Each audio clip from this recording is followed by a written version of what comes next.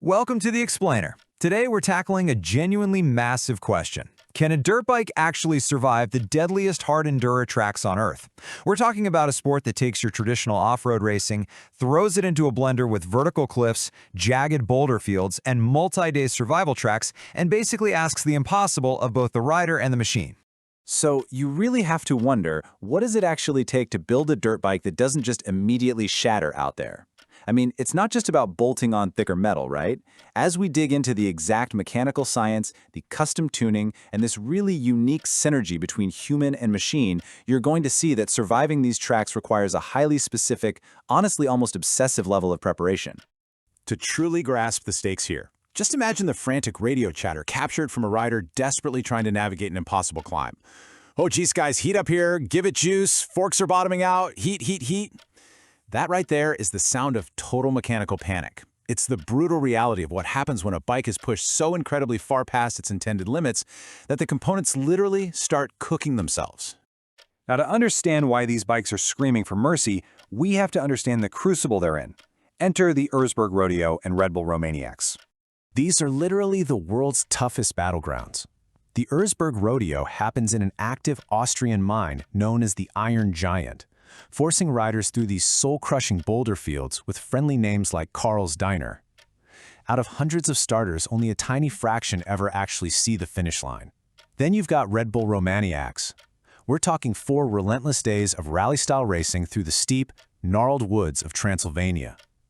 Out there, exhaustion pairs up with total isolation, and riders rely heavily on GPS navigation just to survive the sprawling wilderness. Okay, let's dive into this, the engine debate, choosing the right weapon. So, how do you arm yourself for these environments? Well, as off-road fans, you probably already know the mechanical DNA here, the classic debate. 2-stroke versus 4-stroke. A 4-stroke engine completes a power cycle every 2 revolutions. It distributes the load, offering super smooth torque delivery and great fuel endurance. But for hard enduro, you need the 2-stroke. Because it fires on every single crankshaft revolution, you get an insanely fast throttle response and that explosive agility you need for sheer survival. And these mechanics translate directly to the trail. A 4-stroke is incredible for those long, flowing trails or endurance events where predictable traction is key. But when you compare the attributes, the 2-stroke has this massive power-to-weight advantage. The torque delivery is abrupt, the maintenance is simpler, and crucially, the overall weight is significantly lighter. And that right there is exactly why 2-strokes absolutely dominate hard enduro. Because you don't have heavy camshafts or complex valve trains weighing you down. 2-stroke engines are usually 10 to 20% lighter than 4-strokes.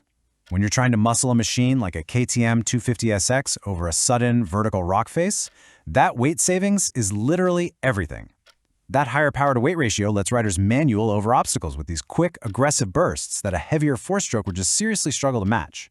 Tuning for the apocalypse, managing heat and impacts. Because honestly, a lightweight 2-stroke isn't enough on its own. Out of the box, a factory bike would be totally destroyed. Teams have to heavily modify these machines, starting with an invisible killer, extreme heat. Picture a rider stuck on a vertical rock face, just slipping the clutch, barely inching forward. There is zero airflow. The coolant instantly starts to boil. To fight off that extreme heat soak, factory teams swap in high-grade silicone hoses, like the ones from Samco Sport, and specialized coolants, just to keep temps stable when the engine is being pushed wildly beyond what it was designed to do. Heat is actually so pervasive out there that it even attacks the suspension. Just listen to this factory telemetry quote: "We have a temperature spike on the rear shock. It correlates with the expansion chamber. We're getting too much heat soak right here." Since the bike's components are packed so tightly together, the blistering heat radiating from the exhaust expansion chamber can literally cook the oil inside the rear shock absorber.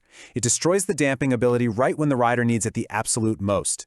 Accidentally cooking your own suspension with your exhaust? Yeah, that is a uniquely hard enduro problem. And riders absolutely need that damping. Why? Because of something researchers at the University of Southampton call impulsive excitations. These aren't just your everyday bumps in the road, folks. We're talking about sudden, extreme force spikes caused by massive obstacles.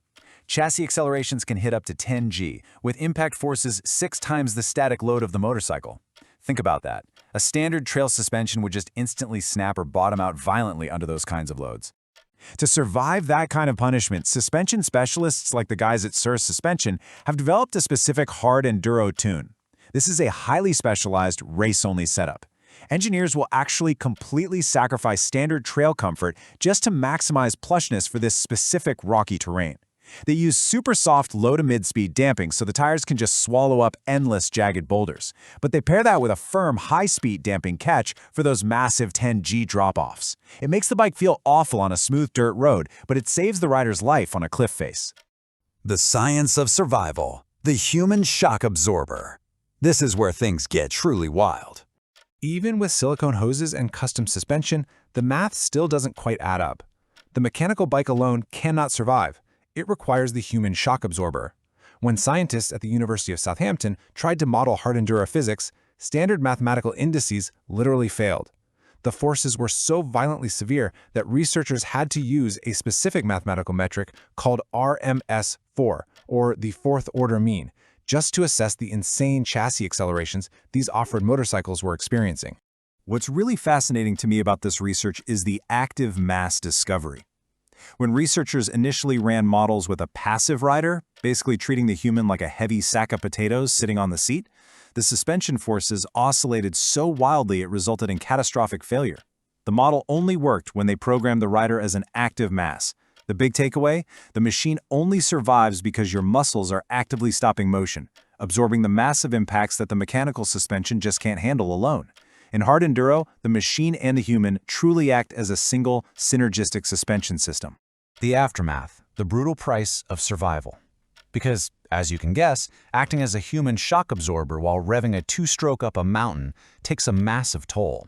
Surviving the track means you immediately have to face this brutal, non-negotiable maintenance timeline back in the garage. And notice, we aren't measuring in miles here, we are measuring in hours. Every 10 hours of operation, you have to drop the transmission oil. Every 20 hours, the power valve needs cleaning. At 40 hours, the suspension must be completely serviced. And at just 80 hours of ride time, the engine requires a total top-end rebuild. The forces we've been talking about tear the internal components apart at a terrifying rate. Take that 20-hour power valve clean, for example. The rider literally has to pull the right side cover off the engine, pull the entire valve assembly out, scrub it with contact cleaner, and apply light oil. If they skip this, they'll get flat power delivery, a messy spooge increase from the exhaust, and they'll lose that explosive two-stroke snap. And let me tell you, in a race like Erzberg, if your bike loses its snap, the mountain wins immediately. And beyond all that internal maintenance, the local environments dictate some seriously heavy external armor too. Take the dusty, rocky deserts of Utah.